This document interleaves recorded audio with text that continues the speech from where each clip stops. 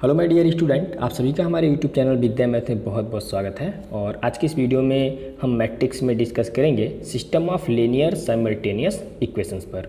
और इससे पहले जो भी मैट्रिक्स के वीडियोज हैं वो आप इसी वीडियो के डिस्क्रिप्शन बॉक्स में जाके देख सकते हैं। वहाँ पर मैंने प्ले लिस्ट लिंक डाल दिया हुआ है। और भी बीएससी मैथमेटिक्स से रिलेटेड जो वीडियोज हैं अब तक मैंने जिन जिन चैप्टर्स का बना रखा है उन सभी चैप्टर का प्लेलिस्ट लिंक आपको इसी वीडियो के डिस्क्रिप्शन बॉक्स में मिल जाएगा। ओके, अगर आपको कहीं से कोई डाउट आता है या फिर कोई क्वेश्चन या कोई टॉपिक नहीं समझ में आता है तो वो चीज़ आप हमें कमेंट करके पूछ सकते हैं। ओके, तो इस वीडियो के अंदर हम मैट्रिक्स में इस टॉपिक पर डिस्कस करेंगे। तो यहाँ पर हम क्या करते हैं कि m लीनियर इक्वेशंस ले लेते हैं इन n अननोन वेरिएबल्स में, राइट। पहले हम यहाँ से ये बात कर रहे हैं। No, consider this system x1 of x2 x3 and so on, this is xn, right. तो वो इक्वेशन मैं यहाँ पे कुछ ऐसे ले रहा हूँ, राइट। यहाँ पे ज़रा ध्यान से समझिएगा, a11 x1, right, no, plus a12 x2, a13 x3 and so on up to a1n xn, right, equal b1। ये हमने अभी फर्स्ट इक्वेशन ले रखा है, राइट। हम यहाँ पे बात कर रहे हैं m लीनियर इक्वेशंस की इन n unknowns, right. Now second equation को मैं कुछ ऐसे लिख रहा हूँ, a21 x1, a22 x2, a23 x3 and so on a2n xn equal this is b2, right. No, इसी तरीके से मैं यहाँ पे जो है कि ये इक्वेशन लूँगा, am1 x1 plus am2 this is x2, right, and so on amn xn equal bm, right. तो यहाँ पर जो है कि हमने m लीनियर इक्वेशंस लिया हुआ है इन n अननोन्स वेरिएबल, राइट। और देखिए यहाँ पे हमें क्या करना है, इन सबको मैं एक इक्वेशन कंसीडर कर लेता हूँ, राइट। और यहाँ पे देखिए हमें क्या करना है कि इस इक्वेशंस को इन इक्वेशंस को हमें सॉल्व करना है, राइट। तो आपने क्लास 10th में या 11th या 12th में मैं बात करूं, आपने पढ़ा होगा। जैसे मान लीजिए कि हमने एक इक्वेशन लिया, कुछ इस तरीके का मैं ले लेता हूं, 2x plus 3y plus equal to मैं कर लेता हूं 5, और यहाँ पे मैं ले लेता हूं 4x plus 2y equal to 9, right. यहाँ पे इन जनरल मैंने दो इक्वेशन लिया हुआ है, राइट। तो यहाँ पे आप देख सकते हैं कि दो अननोन वेरिएबल्स हैं हमारे पास, तो दो इक्वेशन यहाँ पे हैं। ओके, तो अब आप इस टाइप के इक्वेशन को सॉल्व करने का मेथड जानते हैं। ओके, और दूसरी चीज़ ये कि जब आप इस टाइप के इक्वेशन को सॉल्व करते हैं तो कई बातें पॉसिबल होती हैं, राइट। पहली बात ये होती है कि हो सकता है कि इसका कोई सॉल्यूशन ही ना हो, राइट। दूसरी बात ये हो सकती है कि इसके इन्फाइनाइटली मेनी सॉल्यूशंस हो सकते हैं, और तीसरी बात ये हो सकती है कि इनके यूनिक सॉल्यूशंस हों, राइट। और बात कभी कभी कंसिस्टेंट और इनकंसिस्टेंट की भी होती है। तो आपको पता होगा कि अगर दिए गए इक्वेशंस का सॉल्यूशन अगर एग्जिस्ट करता है तो वो कंसिस्टेंट होता है, और जो है कि सॉल्यूशन एग्जिस्ट नहीं कर रहा तो वो इनकंसिस्टेंट होगा, राइट। तो इस तरह की बातें आपने क्लास 10th या 12th में पढ़े होंगे। तो फिलहाल यहाँ पर भी वही बातें होंगी, जैसे कि यहाँ पे हमने m लीनियर इक्वेशंस ले रखा है इन n अननोन वेरिएबल्स, राइट। तो यहाँ पे क्या होंगे कि यहाँ पे n, देखिए इस इक्वेशन के हो सकता है कि इस टाइप का अगर इक्वेशन दिया हो तो हो सकता है पहली बात कि आपको उसका सॉल्यूशन ही ना हो, राइट, नो सॉल्यूशन। दूसरी बात ये हो सकती है कि उसके इन्फाइनाइटली मेनी सॉल्यूशंस हों, और तीसरी बात ये हो सकती है कि उसके यूनिक सॉल्यूशंस हो। और अगर सॉल्यूशन एग्जिस्ट कर रहा तो वहाँ पे हम कहते हैं कि वो कहते हैं कि वो कंसिस्टेंट है। अगर सॉल्यूशन एग्जिस्ट नहीं कर रहा है तो वह इनकंसिस्टेंट है, राइट। तो इतनी बातें जो है कि इस टाइप की इक्वेशन को देख के हमें पता चलता है। ओके, तो फिलहाल हमें क्या करना है कि इसी टाइप के इक्वेशंस को जो है कि सॉल्व करना है। ओके, तो हम पहले क्या करेंगे, इस टाइप के इक्वेशंस अगर हों तो सॉल्व करने के लिए जो है कि हम क्या करते हैं, पहले मैट्रिक्स फॉर्म में इन्हें हम लिखते हैं। ओके, तो यहाँ पे आप थोड़ा सा मैं बहुत बेसिक चीज़ों पे डिस्कस करूँगा, आप इस वीडियो को कंटिन्यूअस देखते रहिएगा, आपको ये सारी चीज़ें समझ में आएंगी। ओके, तो यहाँ पे मैं लिख लेता हूँ, right now the system of equations can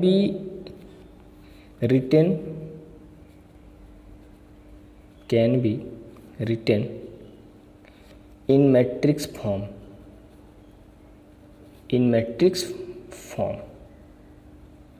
H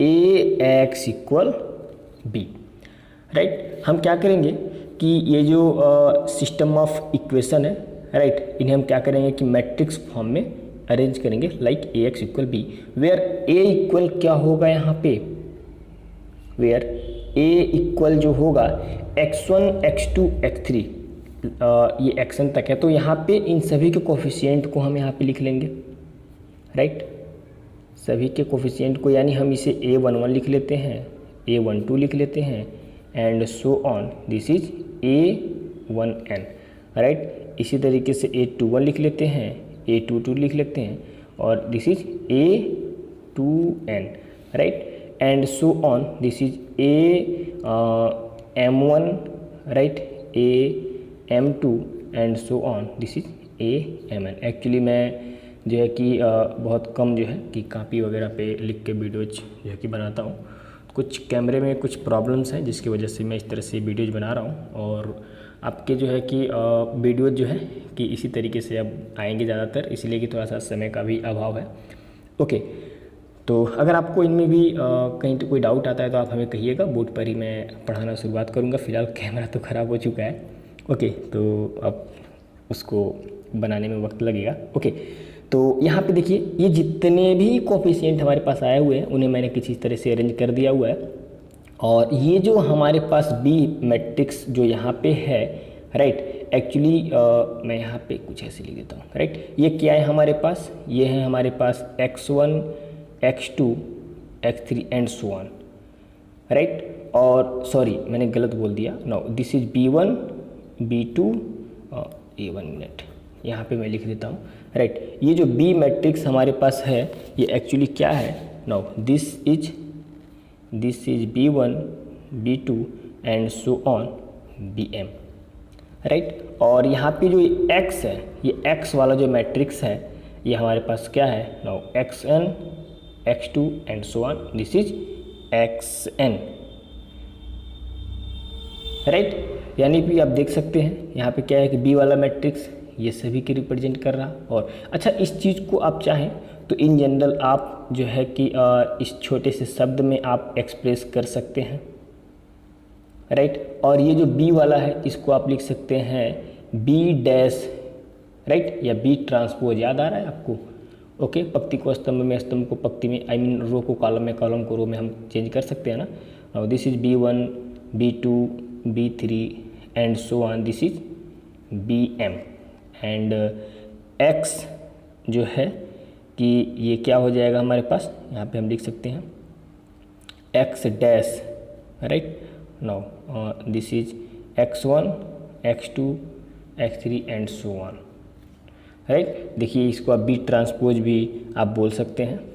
okay, now तो अब देखिए यहाँ पे क्या हो गया कि अब अगर आप ये जो भी निकले हुए ना इस फॉर्म में आप अरेंज कर देंगे, राइट, और उसको हम यहाँ पे सॉल्व करेंगे, राइट। तो अब सॉल्व करने का प्रोसेस वर्किंग रूल क्या होगा फिलहाल हम बाद में देखते हैं। कुछ बेसिक बात पहले यहाँ पे हम और डिस्कस कर लेते हैं जो हमें जाननी चाहिए। ओके, अगर यहाँ पे क्या हो कि ये B हमें क्या हो, ये जो भी आपको दिख रहा ना, ये क्या हो कि एक जीरो मैट्रिक्स मिले, राइट। यानी कहने का मतलब ये कुछ ऐसा हुआ, राइट। इफ़ मतलब ये सभी B1 B2 B3 ये सब क्या हो जाए, जीरो हो जाए, राइट। यदि ये सब क्या हो, जीरो हो जाए, तो इस टाइप के इक्वेशन को जो है कि हम बोलते हैं होमोजेनियस इक्वेशन, राइट। अगर ये B1 B2 जो भी है इनमें से अगर कोई एक जो है कि 0 नहीं है तो जो इक्वेशन बनेगी तो उसे हम कहते हैं नॉन होमोजीनियस इक्वेशन, राइट। तो इस बात को मैं कुछ ऐसे लिख देता हूँ, if B equals O actually ये एक जीरो मैट्रिक्स की बात कर रहा है, राइट। B1 B2 B3 ये सभी क्या है, 0 है, राइट। द सिस्टम ऑफ एक काम करिए, इसको आप इक्वेशन 2 मान लीजिए, राइट। B जो है ना ये जो है हमें 0 मिल रहा है, राइट, मतलब O मिल रहा है, O mean zero matrix, right. If B equal O the system of equation 2 is called homogeneous, right, homogeneous. Otherwise the system is said to be non-homogeneous, right, said to be non-homogeneous, okay, GENEOUS, मतलब कि अगर ये B 0 है, right, B 0 होने का मतलब कि मैं एक बार और बोल दे रहा हूँ, B1 B2 सभी क्या है हमारे पास 0 है, राइट। तो जो इक्वेशन होगी वो होमोजीनियस इक्वेशन कहलाएगी। और यदि इनमें से कोई एक ऐसा B1 B2 B3 में से कोई एक ऐसा है जो 0 नहीं है, बाकी सब मान लीजिए 0 है, कोई एक ऐसा इसमें 0 नहीं है, ओके, तो वो नॉन होमोजीनियस इक्वेशन बन जाता है, राइट। तो अगर यहाँ पे मैं एक बात और डिस्कस कर लेता हूँ, राइट, एक और डिस्कस कर लेता हूँ, व्हेन, राइट, स्टार बना के मैं लिख देता हूँ, when system of equation is homogeneous, when system of equations is homogeneous,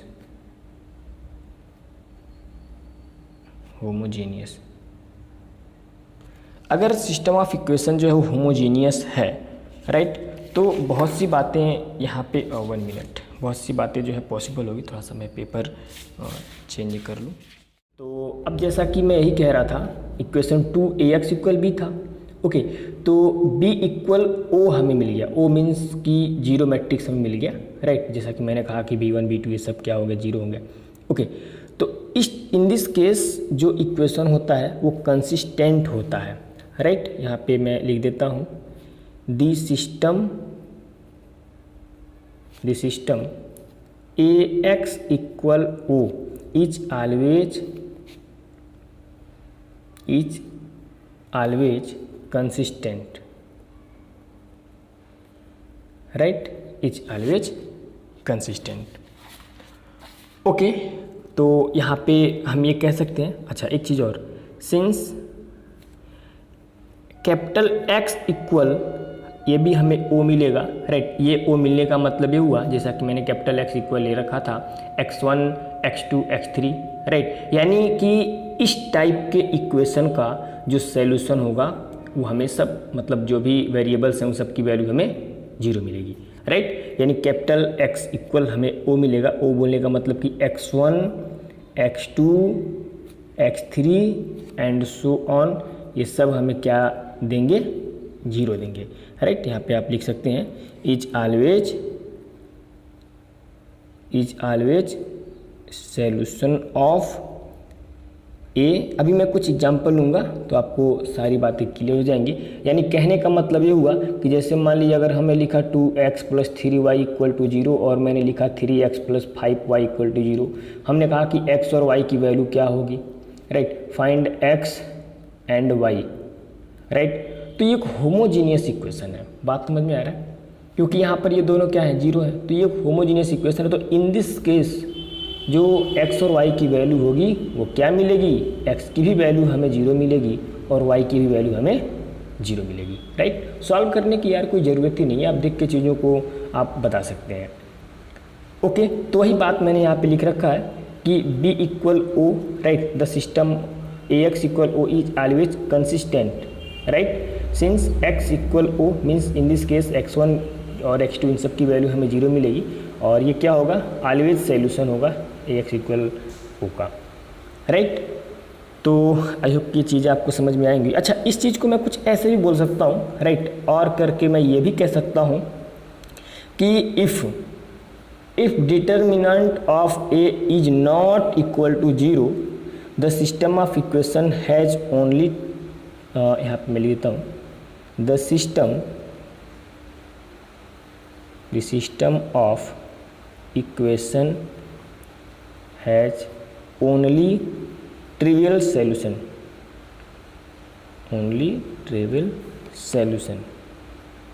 right, and the number of solutions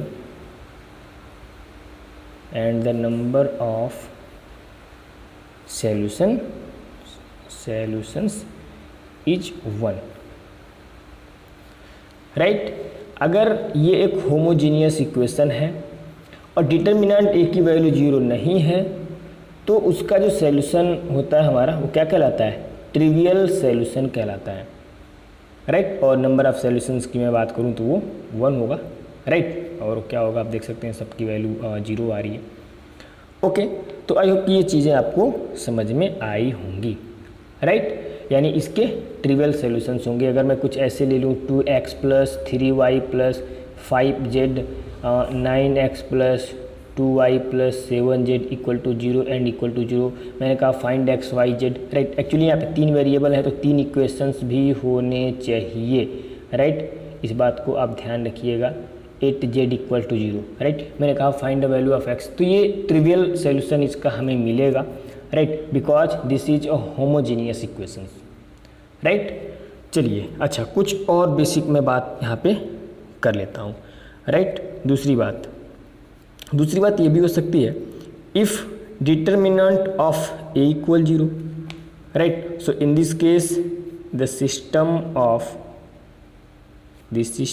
of equation has non trivial solution,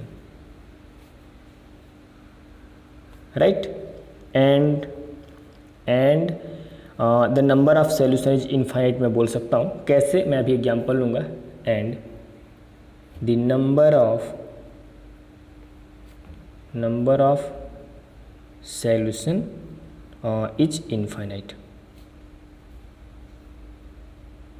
कैसे, देखिए ध्यान से। जैसे मान लीजिए हमने एक इक्वेशन लिया, छोटा सा एग्जाम्पल, 2x + 3y = 0, क्लियर हुई बात।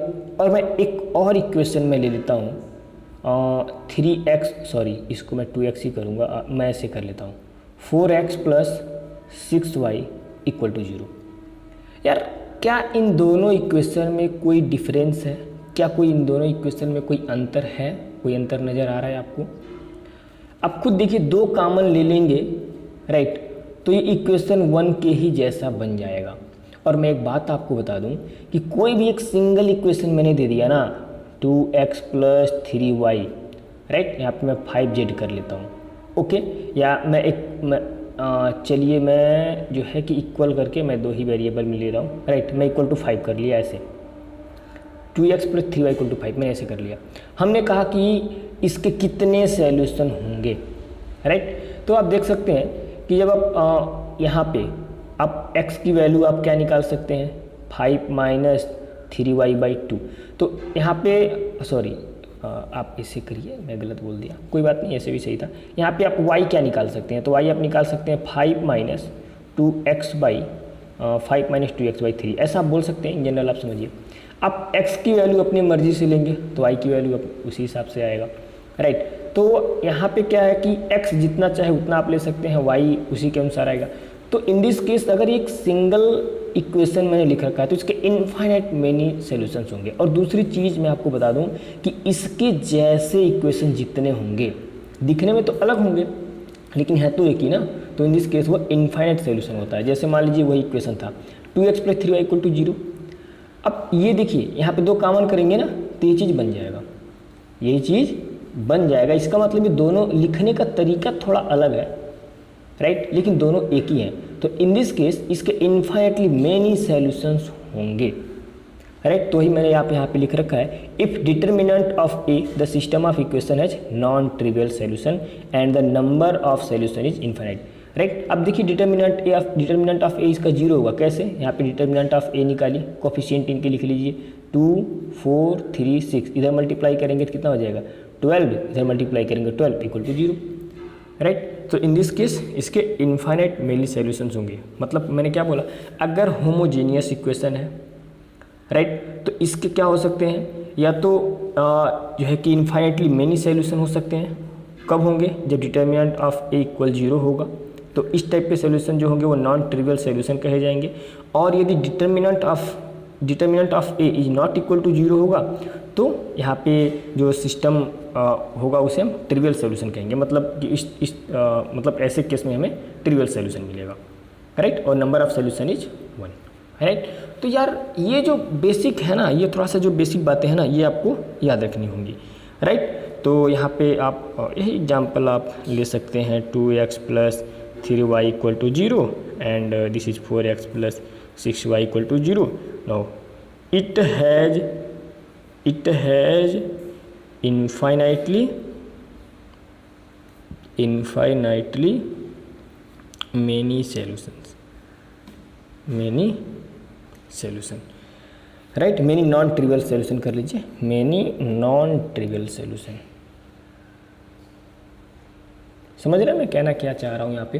अच्छा, यहाँ पर भी देखिए ये क्या होगा, कंसिस्टेंट होगा। देखिए कंसिस्टेंट और इनकंसिस्टेंट, मतलब बात ये हुआ ना, अगर सॉल्यूशन एग्जिस्ट किया तो बात कंसिस्टेंट की होगी, अगर सॉल्यूशन एग्जिस्ट नहीं कर रहा तो वो इनकंसिस्टेंट की बात होगी। यहाँ पे इस बात को भी मैं नोट करके जो है मैं लिख देता हूँ, क्योंकि ये सारी बहुत ही बेसिक चीज़ें हैं जो आइडिया आपको होना चाहिए। थोड़ा सा मैं कॉपी पे पढ़ा रहा हूँ तो एक ही चीज़ को मैं थोड़ा कई बार रिपीट कर दे रहा हूँ। राइट। थोड़ी इम्प्रूव कर लूँगा मैं इस चीज़ को। Okay, the system of equation is said to be consistent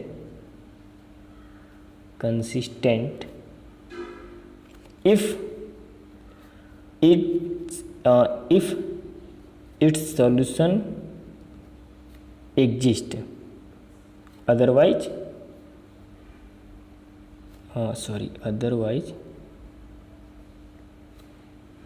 it is said to be inconsistent, right. तो यहाँ पे मैंने क्या बोल रखा है, the system of equations is said to be consistent if its solution exist, otherwise it is said to be inconsistent. Solution exist किया तो वो कंसिस्टेंट होगा, और नहीं एग्जिस्ट किया तो वो इनकंसिस्टेंट होगा। राइटिंग थोड़ी सही नहीं है, लेकिन थोड़ा सा हर चीज़ों को समझने का प्रयास करिएगा।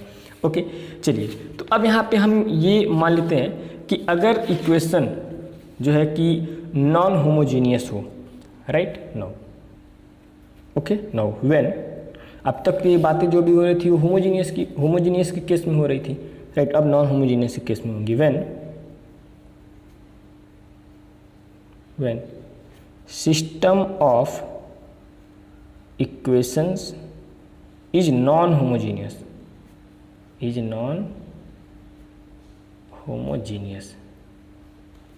राइट। तो उसका वर्किंग प्रोसीजर क्या होगा सॉल्व करने का, तो जरा ध्यान दीजिएगा। वर्किंग प्रोसीजर, सॉरी मैं गलत लिख रहा हूँ, PROCEDUR ये होता है ना, हाँ, procedure, right. To solve AX = B, right, when system of equation is non homogeneous, right. So in this case जो इस टाइप के इक्वेशन को जो सॉल्व करने का जो प्रोसीजर होता है वो कुछ ऐसा होता है, राइट। तो यहाँ पे मैं जो है इसको मैं चेंज कर दे रहा हूँ, 1 मिनट। ओके, तो यहाँ पे जैसे कि मैं यही बात कर रहा था, when system of equation is non homogeneous, right. तो यहाँ पे देखिए जो ये AX = B इस फॉर्म में जो आपने मैट्रिक्स को अरेंज किया हुआ है, तो यहाँ पे हम क्या करेंगे, यहाँ पे जैसा कि आप ये जो ए होगा, right, where A is n cross n matrix होना चाहिए, n क्रॉस n मैट्रिक्स होना चाहिए, राइट। और यहाँ पे हम इसको सॉल्व करेंगे, no solution by using A inverse. A inverse की हेल्प से हम इस टाइप के जो इक्वेशन होंगे उन्हें हम सॉल्व करेंगे, राइट। तो यहाँ पे मैं बात करता हूँ, if determinant of A is not equal to 0, right, then we can find, इसी केस में हम देखिए इन्वर्स फाइंड कर सकते हैं, then we can find A inverse, right. Now कैसे, ज़रा ध्यान से समझिएगा। मान लीजिए कि ये हमारे पास इक्वेशन था ax इक्वल b, थोड़ा सा ये अभी आपको अटपटा लगेगा, अभी अब मैं लास्ट में इसके बारे में पूरा मैं आपको बताऊंगा, राइट। तो यहाँ पे देखिए मुझे क्या करना था ना, इसी को सॉल्व करना था, राइट, सॉल्व करना था using by solution by using A inverse मैंने लिख रखा है। तो यहाँ पे हम करेंगे क्या, जैसे देखिएगा मैं रिजल्ट फाइंड कर रहा हूँ, यहाँ पे मैं क्या करता हूँ कि ए इन्वर्स से मैं लेफ्ट से जो है कि ऑपरेट करा देता हूँ, so this is A inverse equal B, right. और यहाँ पे आप लिख सकते हैं A inverse A into X equal this is A inverse B, और ये हो गया identity matrix, right. A inverse A I होता है, आपको ये बात पता होगा, so this is A inverse B, I into X मैं एक्स बोल सकता हूँ, this is A inverse B. यानी कहने का मतलब ये हुआ कि अगर आपको, देखिए यही मैं कहना चाह रहा था, अगर आपको ये इक्वेशन, मतलब इक्वेशन जो भी दिए गए थे, राइट, उन्हें आपने मैट्रिक्स फॉर्म में अरेंज किया, मतलब कुछ इस तरीके से आपने अरेंज किया हुआ है, ओके। और इसका सॉल्यूशन हमें कैसे मिलेगा, जब हम क्या करेंगे कि इसको कैपिटल एक्स इक्वल ए इन्वर्स बी के फॉर्म में अरेंज करेंगे। यानी कि हमें क्या करना होगा, जैसे ए मैट्रिक्स है उसका हमें पहले इन्वर्स फाइंड करना होगा, राइट, क्योंकि यहाँ पे इन्वर्स की बात हो रही है, और इन्वर्स जब हम फाइंड कर लेंगे तो ए इन्वर्स बी एक साथ रख करके, राइट, और इधर कैपिटल एक्स वाला x1 x2 and so on, और ए इन्वर्स बी को मान ली सॉल्व करेंगे तो इस तरह से आएगा, कंपेयर करके जो है कि x1 की वैल्यू x2 की वैल्यू हम ऐसे फाइंड आउट कर सकते हैं, राइट। मैंने यहाँ पे एक क्वेश्चन लिया हुआ है, राइट। अभी मैं केवल एक ही क्वेश्चन पे डिस्कस करूँगा, क्योंकि वीडियो जो है कि मुझे लगता है कि 25 मिनट से ऊपर का हो चुका है, ओके। और अगर आप कहिएगा तो नेक्स्ट वीडियो में मैं 2-4 और क्वेश्चन ले लूँगा, ओके। तो क्वेश्चन कुछ ऐसा था, कह रहा है कि right the following equations in matrix form, I mean इस फॉर्म में हमें लिखना है, and solve for capital x by finding A inverse, right. तो एक्चुअली यहाँ पे ए इन्वर्स निकालना हमारे ज़रूरी है, क्योंकि यहाँ पे तो हम क्या करेंगे कि इस जो इक्वेशन है इसको हम मैट्रिक्स फॉर्म में कुछ ऐसे तो अरेंज कर देंगे, राइट। अब यहाँ पे जो है कि x फाइंड करने के लिए हमें क्या करना होगा कि ए इन्वर्स तो निकालना ही पड़ेगा, राइट, बात समझ में आ रहा है। तो ए इन्वर्स निकालना हमारे लिए ज़रूरी है। तो चलिए यहाँ पे हम क्या करते हैं कि इस मैट्रिक्स ए को ए मैट्रिक्स हम फाइंड कर लेते हैं, तो ये हो जाएगा 1 coefficient of y, so this is 1 minus 2 2 minus 1, right, so 1, this is 3 1 minus 1। Clear हुई बात? जहाँ पे दिक्कत हो ना यार आप पूछ लिया करना, राइट। बी वाला मीन्स क्या हो जाएगा 308, ओके। और कैपिटल एक्स क्या है, this is X Y Z, okay. तो यहाँ पे देखिए क्या हो जाएगा, ये हमारे पास आप देख सकते हैं कि पहले हम ए इन्वर्स फाइंड करते हैं। इसके लिए हमें क्या करना होगा, मैं आपको बता चुका हूँ कैसे आपको ए इन्वर्स निकाला जाएगा पिछले ही वीडियो में, okay. Now consider a equal I3A, right, मतलब ए इन्वर्स निकालने के लिए हम इस फॉर्म में पहले अरेंज कर लेंगे, ओके। सच दैट आप ये कह सकते हैं। नाउ ए इक्वल हमारे पास क्या है 1 1 माइनस 2 है, आप देख सकते हैं 2 minus 1 1 3 1, so this is minus 1 equal this is I3 sorry मुझे लिखना पड़ेगा ना, ये 1 0 0 0 1 0 0 0 1 और ए वाला यहाँ पे रख देंगे भाई। अब यहाँ देखिए क्या करेंगे हम, गॉस जॉर्डन मेथड, पिछले वाले वीडियो में आपको बता रखा था ओके, मतलब यहाँ पे मैं क्या कर रहा हूँ कि रो ऑपरेशन अप्लाई कर रहा हूँ, राइट। रो ऑपरेशन अप्लाई करके अगर हम किसी मैट्रिक्स का इन्वर्स फाइंड करते हैं तो वो गॉस जॉर्डन मेथड हमारा कहलाता है। ओके, तो यहाँ पे हम अप्लाई करते हैं रो ऑपरेशन। तो मुझे क्या करना, पहले मैं इन दोनों को जीरो कर लेता हूँ, राइट। तो इसके लिए मुझे करना क्या पड़ेगा, यहाँ पे आप देख सकते हैं कि R2 पर मैं क्या कर रहा हूँ कि R2 माइनस 2R1 कर रहा हूँ, एंड R3 पर मैं क्या करूँगा कि R3 माइनस 3R1 करूँगा, तब ना ये जीरो होगा। तो देखिए ये क्या हो जाएगा, 1 1 माइनस 2, राइट, ये आ गया जीरो। और इसमें 2 का मल्टीप्लाई करके ला के जब इसमें हम माइनस करेंगे तो ये आ जाएगा आपका -3, राइट। और 2 का मल्टीप्लाई करके ला के घटाएँगे तो ये आ जाएगा आपका 5। फिर इसमें मल्टीप्लाई करके ला के घटाएँगे तो 0, इसमें ला के घटाएँगे तो -2 आ जाएगा, राइट, क्योंकि 3 का मल्टीप्लाई कर रहे हैं तो 1 माइनस 3 क्या आ जाएगा -2। और यहाँ पे क्या आ जाएगा -6 हो जाएगा यहाँ पे, राइट। और इसमें ला घटाएंगे तो कितना आ जाएगा, -1 + 6 यानी 5 आ जाएगा, राइट। और यही क्रिया जो है कि हम इस आइडेंटिटी मैट्रिक्स पर भी करेंगे। तो इसको लिख सकते हैं 1 0, 2 का मल्टीप्लाई करके ला घटा दिया 0 तो ये 1 और ये 0, -3 आ जाएगा 0 1, राइट। फिर देखिए यहाँ पे हम क्या करते हैं कि ऊपर वाला इसको हम जीरो करने का प्रयास करते हैं और इसके साथ साथ मैं नीचे वाले को भी जीरो करने का प्रयास कर रहा हूँ, राइट। तो इसके लिए मैं क्या कर रहा हूँ कि इसमें जो है कि मैं 3 का इसमें मल्टीप्लाई करके इसको ले आके इधर में जोड़ ले रहा हूँ, राइट। और इसके बाद मैं क्या कर रहा हूँ कि इसमें, राइट, मैं जो है कि 3 का मल्टीप्लाई करके और 2 का मल्टीप्लाई करके लाके इसमें घटा देता हूँ। यानी कुछ ऐसा मैं ये वर्क कर रहा हूँ, राइट। जो मैं वर्क यहाँ पे करूँगा साइड में मैं लिख देता हूँ। Now 3R1 + R2 and 3R3 इसमें और ये 2, क्योंकि इसमें 2 का मल्टीप्लाई करेंगे इसमें 3 का, सो यहाँ पे क्या हो जाएगा -2R2।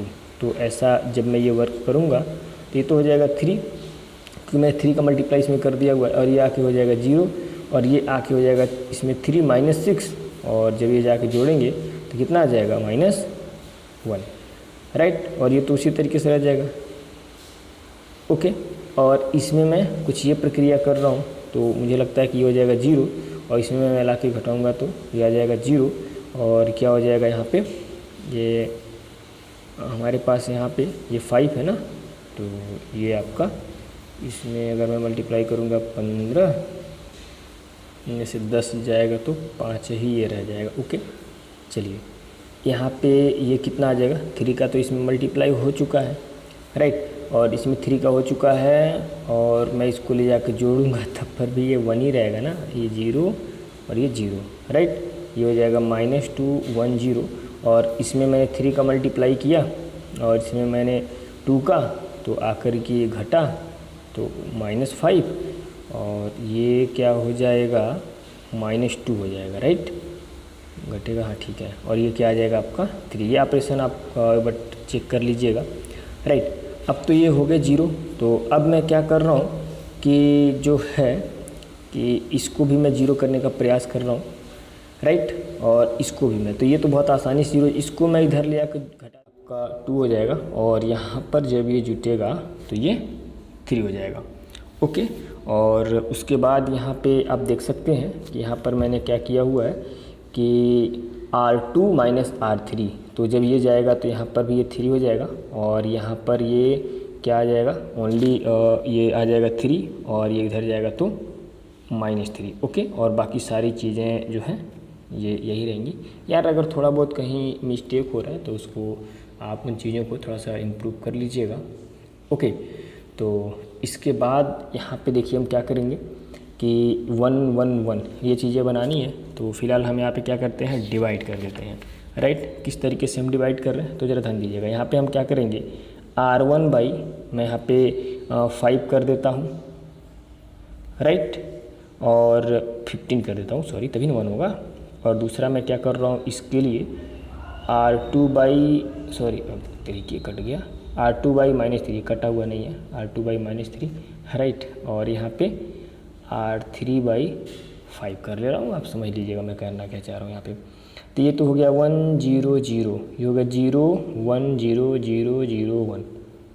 ओके, और यहाँ पे क्या आ जाएगा 0, और यहाँ पे देखिए R1/15, so this is 2/15 right, और यहाँ पे 1/5, और इसमें क्या हो रहा, दिस इज़ -1 -1 1, और यहाँ पे R3/5 हो रहा, तो 1 माइनस ये कितना आ जाएगा -2/5, और यहाँ पे 3/5 राइट।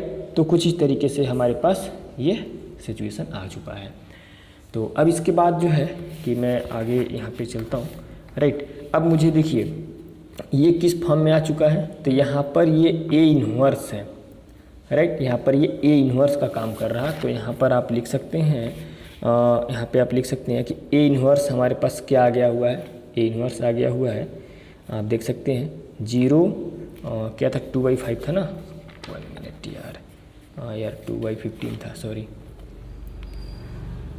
ओके, और इसके बाद कितना था 1/5 था राइट। इसके बाद -1 था -1 था 1 था, और ये क्या था -1 -2/5 और 3/5। तो ये यार ये चीज़ ना आ गया हमारे पास A इन्वर्स। ओके, तो अब यहाँ पे आप जानते हैं नाउ x इक्वल, आप जानते हैं थोड़ी सी राइटिंग मेरी यार अच्छी नहीं बन पा रही है, कोई बात नहीं, इस चीज़ को आप इग्नोर करना यार, जो मैं कॉन्सेप्ट बता रहा हूँ ना उसको आप ध्यान देना आप। तो A इन्वर्स हमारे पास आया हुआ है 0 2/15 1/5 right. So this is -1 -1 1 -1 -2/5 now 3/5, और ये हमारे पास B वाली जो मैट्रिक्स थी 3 0 8 यही थी ना, आप चेक कर लीजिएगा। तो इसके बाद जो है कि ये कितना आ जाएगा, इस रो का इस कॉलम के साथ अगर हम मल्टीप्लाई करें तो कितना आ जाएगा, 0 का इसके साथ करेंगे 0, इसके साथ होगा 0, और इसके साथ होगा तो 8/5। ओके, फिर इस कॉलम का इस रो का इस कॉलम के साथ, सो दिस इज -3 राइट 0 और ये 8। ओके, और यहाँ पे जब ये करेंगे तो -3 0 प्लस कितना आ जाएगा 24/5। तो ये क्या आ जाएगा, यहाँ पे आप यार इसको सॉल्व कर लेना। सो this is 8/5, this is 5 now 5 × 3 15 हो जाएगा, और इसके बाद ये 24 घट जाए, ऐसे सॉल्व करेंगे तो कितना आ जाएगा 9 आ जाएगा क्या, 9 आ जाएगा। ओके, 9/5 होगा right. Now this is x, this is y, this is z। तो x की वैल्यू ये, y की वैल्यू ये, z की वैल्यू है। सो this is x equal 8/5, now y equal 5 और z इक्वल 9/5। तो इस तरह से हमारे ये आंसर्स निकल गए हैं। थोड़ा बहुत यार अगर कहीं मैंने कुछ गड़बड़ वगैरह किया होगा ना तो उसको आप इम्प्रूव कर दीजिएगा, फिलहाल मुझे नहीं लगता कहीं कोई गलती है इसमें। ओके, तो मेरे हिसाब से जो चीज़ें आप मैंने बोल रखा है वो आपको समझ में आया होगा। कहीं कहीं चीज़ें मैं लिखने में गलतियाँ किया हूँ, जैसे कि R2 है तो मैं बोल रहा हूँ तो आपको समझ में आ ही रहा होगा। Okay, so thanks for watching my video, और वीडियो को आप शेयर ज़रूर करें अपने फ्रेंड के पास। यार शेयर करने से थोड़ी सी मोटिवेशन मिलती है, थोड़ा सा